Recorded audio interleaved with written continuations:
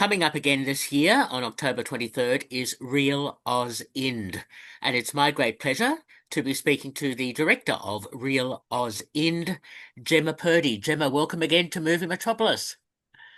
Thank you, Peter, so much for having me. Always great to talk to you, and this is the 10th anniversary. How wonderful.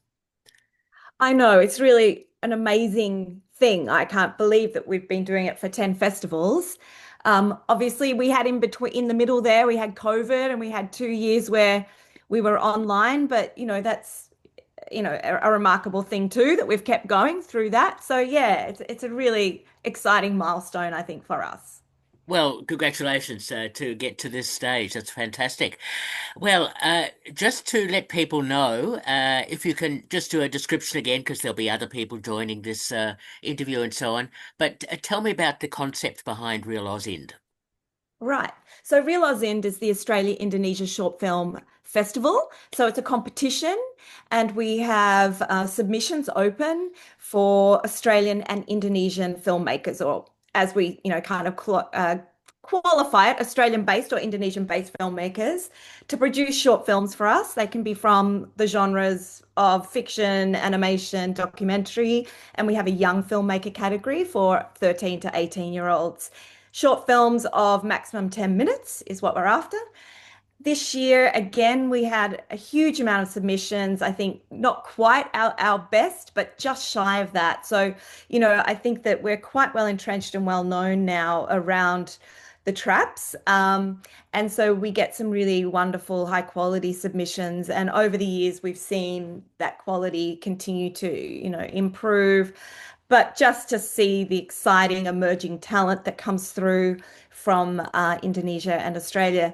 The concept comes, Peter, as you know, from the idea that, people like myself who work in the Indonesia space, we go back and forth between Australia and Indonesia. And we see that there are real gaps in our understandings about each other's culture, the way of our ways of life and all of those kinds of things. And 10 years ago, when we were thinking about, well, what could we do that might be a bit different to bridge this gap?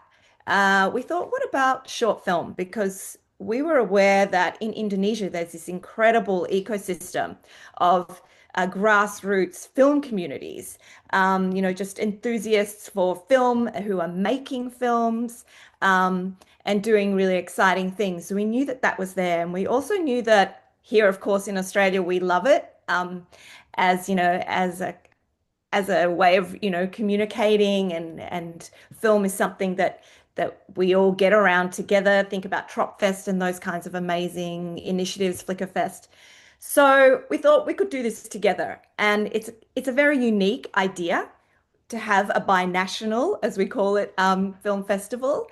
But again, it's really cool because you see audiences come along who might not normally watch an Australian short, film of any kind, or an Indonesian film of any kind.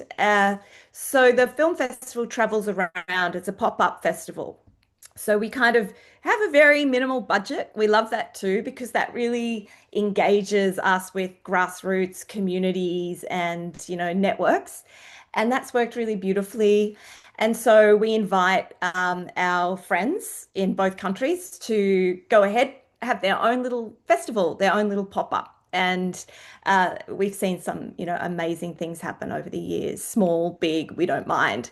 So yeah, that's the concept. And I think that, we can say after, yeah, this being our 10th festival, that there's generally a wonderful network that's grown out of what we do at Real Oz End. There are now, other places that you can go and find Indonesian film if you're an Australian who, doesn't have that much knowledge of it, which is awesome. We've seen, the advent of streaming services that have really facilitated that, YouTube also. And so, yeah, we've kind of rolled along with that, but there's still definitely an exciting future for Real Oz End. And yeah, this year is no exception. Oh, that's great to hear. And I know the Indonesian film industry in general is pretty large, and lots of films are produced, both short and feature length. But we don't see much of them in Australia, which is such a great shame.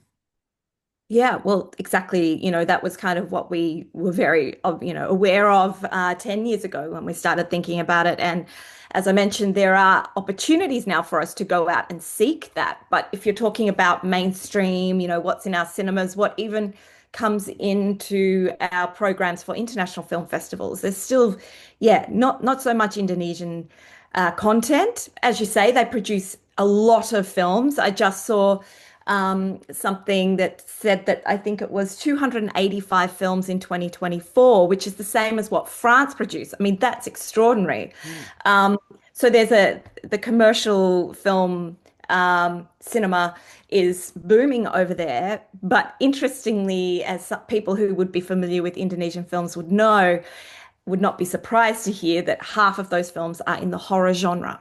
So anyone out there who really loves horror films should know about Indonesian cinema, Hmm. because that's where it's at. That is where the market goes because it is just what Indonesians love to watch. But I think more generally across the region, Southeast Asia in particular, there's a real interest in it. So yeah, there's a lot we can learn. I guess the more art house cinema is what we might see in our film festivals. And people might know of the film director Garin Nugroho, who is regularly featured in the Melbourne International Film Festival in particular. And Garin again had a film in the festival this year called Samsara, which actually wonderfully featured in the lead role one of our former judges, Peter, from ReelOzInd, Juliet Burnett. Ah, Juliet's Australian Indonesian. She's originally a ballet dancer. She danced with the Australian Ballet, and now she does all sorts of more contemporary dance, but blends it with her heritage and Indonesian styles of dance. And she's the lead in that film. So that was exciting to see that happen for Juliet. wow. What Yeah, great news. there's a lot going on. Yeah. Yeah. So, but as I say, it hasn't quite got to a point where we're going to see Indonesian films hit our commercial cinemas, but they are very ambitious, and the industry itself, is really looking towards Korea as many in Asia are, as I imagine, Korean cinema and what it's achieving and, aiming for that kind of level. So there's a lot of impetus. They've, regularly going to Cannes with, bigger and bigger groups every year to promote what they're doing. And the government's Hmm. very supportive as well of the industry, Great. which is good. Okay. Let's hope that expands and we get more uh, films screened in Australia and so on. We won't talk about Indonesian Film Festival. That's another story. All right. Now let's let's now talk about Real Oz In. Now, apart from the 10-minute maximum for a film to be submitted, were there any particular themes or overarching ideas that were part of submissions for this year? Yeah, so every year we do have a theme. This year, because it was our 10th, we kind of wanted to just, leave it fairly open. And so we went with the theme Imaginasi, which we didn't think needed an English translation, but if you need it, it means imagination. Yeah. And so yeah, it's just all about like allowing filmmakers to just showcase their creativity, and provide, just present beautiful storytelling and and really quite innovative technical, skill. Definitely seen that, particularly in some of the um, yeah, quite a bit of experimental film, which is awesome. And so, yeah, very broad, but yeah, very beautiful. And what is really interesting is that um, it's a very human kind of approach to this theme this year. A lot of I mean, this is the case, I think, with short film. You get right into the character, is what makes us kind of really grips us in a short film and kind of really captures us. And I think that's what the films that the judges have chosen this year have in common, that they really have this like um, deep human or story of humanity at the center of their stories. And so, I found that really interesting. Every year, yeah, it's quite amazing that you get, this massive, amount of films come in and you whittle them down through shortlists and whatever, and then you get this final group of films, and somehow there's always something that binds them together in a beautiful way. So even from the animation right through to our young filmmaker, there's this lovely line. Of storytelling that connects them. So yeah, I always love that people come and see the film as a whole. We provide, present 9 or 10 films together that are our best. But we also give the opportunity for our audiences to go to our online gallery of films where we show the full 24 shortlisted films. So there you can go and watch them one by one and dip in and out, which is also fun. Yeah. Oh, excellent to hear all that. Who were your judges this year? Oh, yes, you're testing me now. Well, wonderfully, because it was our 10th year, I got some of our originals, our OG judges back on the panel. And that included Andrew Mason, who you will know is the producer of the Matrix trilogy, The Water Diviner, many amazing films. Andrew's just been such an amazing patron for our festival. He's been on the jury many times and was happy to do it again this year. And alongside him was an Indonesian judge, Novi Kurnia, who was one of our original as well. And so she came back. And then we have some really exciting people such as Sakar Sari. Sakar is an actress, and she's currently actually based in Melbourne, where she's doing her PhD at Melbourne University on um, dance in contemporary film. It's very niche, but it's exactly what she does, and so that's beautiful. An Australian documentary filmmaker, also Melbourne-based, called Will McCallum, who's been doing his work actually in Indonesia quite a lot himself. So they're people who may or may not be related to Indonesian film as such, but that's what we love. We love that we have experts that come from all over the industry together. So yeah, they were great people. They always are so generous. Excellent to hear all that. Now, let's talk about the event, which is still a free event at ACMI on October 23rd. Let's hear more about it. Yeah, well, just a week or less than a week away, Mm. the 23rd. Please, everyone is welcome. As you say, it is free. Starts at 6:30. We'll have the screening, premiere screening in Australia, and then we'll have a Q&A with the panelists, some filmmakers afterwards, hosted by none other than yourself, Peter. Guess who? Or indeed. I think Yeah. so. You've been at everyone, Peter, and that's just extraordinary. We're just so, yeah, grateful. As I say, I think we've done 8 live festival premieres, and you've been at all of them. So thank you so much. And Pleasure. then on the same day, on the same day, on the Yep. same day, more or less at the same time, we will have our Indonesian premiere as well. That's in Yogyakarta again this year. And we love going back to Jogja because it's just such a cultural center, but it's also brimming with cinematic talent. So yes, we'll be back there. But everyone is very welcome. If you're in Melbourne, please come down to ACMI. You can get the tickets. Go to our website and you'll see a link there. But more or less just turn up and I'm sure there'll be a seat for you. Right. Just remind people of the website. Yeah, so it's reelozInd.com. Yeah, just Google us up.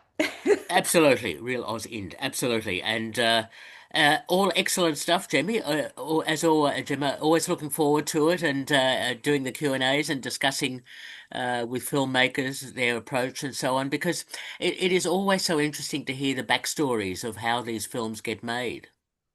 Absolutely. Yeah. And because, it's short film and we know that, these are emerging filmmakers, or they're even, in the case of our young filmmakers, they're high school students, or, Mm. but, it's very much about they do it as a passion project, don't they? So, that, there's a lot of blood, sweat, and tears that go in. And yeah, really wonderfully this year, there's a couple of films that, we know have involved Australian and Indonesian collaboration, which, is like the ultimate, it's like Mm. that's what we'd like to see so much more of. And that seems to be, yeah, coming through more and more in the short films that we're getting. And indeed, they're fabulous. Excellent to hear. And we should mention all the films that are in Indonesian, of course, are subtitled in English. Yes, absolutely. And the other way around as well. Yeah. So Right. people get to hear, and even my dad, who's been coming for forever and has no other language capacity but English. After so many years of hearing it, I think he's picking up a few words. Oh, good. Okay, that is excellent to hear. All right, and so Gemma, just to conclude, as always, you know I think what I'm going to ask you. Have you seen? Yeah, Oh, hello. I'm ready. I'm ready. I'm ready. You're ready. Have you seen any other film recently that doesn't have to be an Mhm. Indonesian film? Any other film that has impressed you? Yeah, so I remembered this year that you were going to ask me that question, and in the Melbourne International Film Festival, I'm not sure if you see it, people went to see The End by Joshua Oppenheimer. So people might remember Joshua Oppenheimer Yeah. won a Brit Award for his documentary film, The Act of Killing. And then he had a second film, a companion film to that called The Look of Silence, which was about the genocide in Indonesia in 1965-66, and got him banned from the country, but was incredibly acclaimed, these two films. So everyone was waiting for his first feature film.